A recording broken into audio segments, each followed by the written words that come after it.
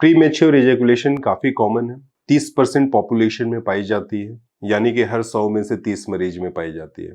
इसका इलाज काफी इम्पोर्टेंट है, क्योंकि इलाज करने से मरीज में जो मानसिक तनाव उत्पन्न हो रही है, शारीरिक कष्ट उत्पन्न हो रही है, सामाजिक प्रॉब्लम हो रही है, पार्टनर के साथ प्रॉब्लम हो रही है, इस प्रॉब्लम से मेंटल ट्रॉमा होता है मरीज को, और इससे बचने के लिए इलाज जरूरी है। आइए हम जानते हैं प्री मैच्योर इजैकुलेशन में किन किन हेडिंग्स में हम इलाज कर सकते हैं मरीज का। तो 5 तरीका है जिससे कि हम प्री मैच्योर इजैकुलेशन या अर्ली डिस्चार्ज का इलाज कर सकते हैं। सबसे पहला तरीका होता है मेडिसिन, दवाई। दवाई जड़ को हटाने के लिए किस कारण से उत्पन्न हुई है pre mature ejaculation. For example, अगर मरीज को यूरिन इन्फेक्शन है और वह urine infection pre mature ejaculation कर रहा है, तो हम दवाई देंगे यूरिन इन्फेक्शन को ट्रीट करने के लिए। इससे परमानेंटली क्योर हो जाएगा प्री मैच्योर इजैकुलेशन। कभी कभी pre mature ejaculation mild degree of erectile dysfunction के साथ होता है, तो हम ट्रीट करेंगे इरेक्टाइल डिसफंक्शन को भी और प्री मैच्योर इजैकुलेशन को भी। अगर मरीज को डिप्रेशन है, एंजाइटी है, तो हम मरीज को एंटी डिप्रेसेंट भी देते हैं दवाई, ताकि उनका डिप्रेशन और एंजाइटी कम हो और प्री मैच्योर इजैकुलेशन उनका ठीक हो जाए। इसके अलावा जो मेन ग्रुप ऑफ मेडिसिन है, जिसे हम SSRI कहते हैं, सिलेक्टिव सेरोटोनिन रीअपटेक इनहिबिटर, जिसमें डेपोक्सिटिन वगैरह आते हैं, इस ग्रुप ऑफ मेडिसिन में ऐसा देखा गया है कि वो जो लेटेंसी टाइम है वो प्री मैच्योर इजैकुलेशन का बढ़ जाता है और ड्यूरेशन काफ़ी प्रोलॉन्ग्ड हो जाता है। परंतु मैं एडवाइस करूंगा आपको कि आप जब भी कोई मेडिसिन ले तो अपने यूरोलॉजिस्ट से जरूर संपर्क करें। इस वीडियो में नाम देखकर और बाजार से जाके खरीद के आप मेडिसिन ना लें, क्योंकि हर मरीज में मेडिसिन का डोज अलग होता है, मेडिसिन का रिक्वायरमेंट अलग होता है, किस टाइप के मेडिसिन को देना है वह भी अलग होता है। वीडियो में देख के मेडिसिन कभी नहीं लेना चाहिए। आइए अब हम बात करते हैं दूसरा तरीका। दूसरा तरीका जो होता है वो है स्प्रे का यूज करना या फिर लोकल क्रीम का यूज करना।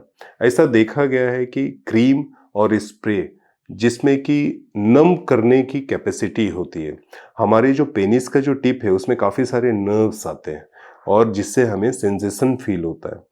तो यह नर्व को अगर हम सेंसेशन लेस कर दें, जैसे कि कुछ लिग्नोकेन क्रीम होती है या स्प्रे में भी लिग्नोकेन डाला जाता है, जिससे कि यह सेंसेशन काफ़ी कम हो जाती है पेनिस के टिप में, और ऐसा पता चलेगा कि पेनिस के टिप में छूने से भी थोड़ी सी सेंसेशन कम हो जाती है।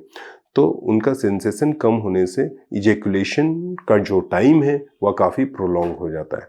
लेकिन कभी कभी इस क्रीम को और स्प्रे लगाने से एलर्जी जैसी बीमारी होने की संभावना बढ़ जाती है, और कुछ कुछ मरीज में जो सेक्स का जो प्लेजर है वो अच्छे से मिल नहीं पाता।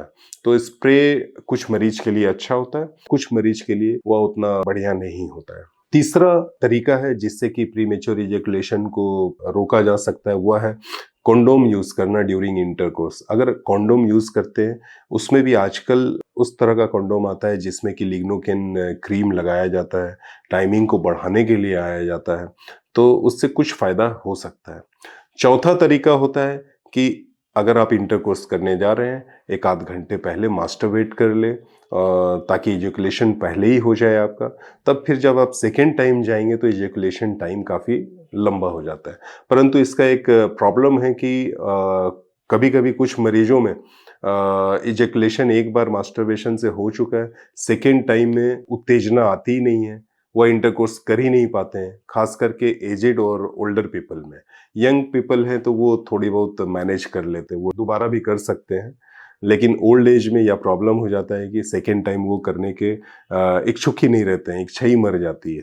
इसके बाद जो कि बहुत ही इंपॉर्टेंट तरीका है, पांचवा तरीका है कुछ एक्सरसाइज, जैसे कि कीगल्स एक्सरसाइज एक इंपॉर्टेंट एक्सरसाइज है, जिससे कि यह प्रीमेच्योर इजैकुलेशन को रोका जा सकता है, प्रोलॉन्ग किया जा सकता है ड्यूरेशन को।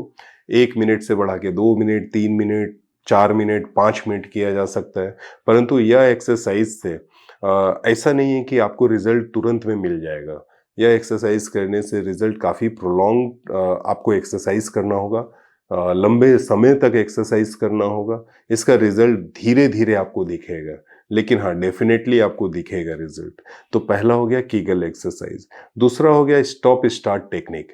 इसमें हम मरीज को बताते हैं कि एक बार इंटरकोर्स कर रहे हो, इजैकुलेशन के जस्ट पहले फिर से रुक जाए, इजैकुलेशन होने ना दे, से इंटरकोर्स को रोक दे और फिर से आप स्टार्ट करें आधे मिनट के बाद में। तो इसे कहते हैं स्टॉप स्टार्ट टेक्निक। थर्ड होता है स्टॉप स्क्वीज टेक्निक, जिसमें कि हम पार्टनर को बोलते हैं कि पेनिस को इजैकुलेशन के जस्ट पहले कंप्रेस करें, पेनिस के टिप में इस तरह से करें, स्क्वीज करें, जिससे कि इजैकुलेशन कम हो जाता है। और फिर थोड़ी देर में जब इजैकुलेशन कम हो जाए तो फिर से रिपीट इंटरकोर्स करें। तो मैं एक डिटेल वीडियो बनाऊंगा इन एक्सरसाइज और इन टेक्निक्स के बारे में, तो आप मेरे सेकंड वीडियो को जरूर देखेंगे, जिसमें कि यह एक्सरसाइज जैसे Kegels exercise, stop start and stop squeeze technique के बारे में मैं डिटेल बात करूंगा। तो ये सारे उपाय थे जिससे कि प्री मेच्योर इजैकुलेशन को रोका जा सकता है। प्री मेच्योर इजैकुलेशन में जो लेटेंसी टाइम है उसे बढ़ाया जा सकता है। तो अगर आपको कुछ प्रॉब्लम है तो आप नीचे कमेंट करके आप पूछ सकते हैं अपने प्रॉब्लम को। और आगे भी मेरे इस वीडियो में बने रहने के लिए इस चैनल को सब्सक्राइब करें और मेरे वीडियो को देखते रहें। धन्यवाद।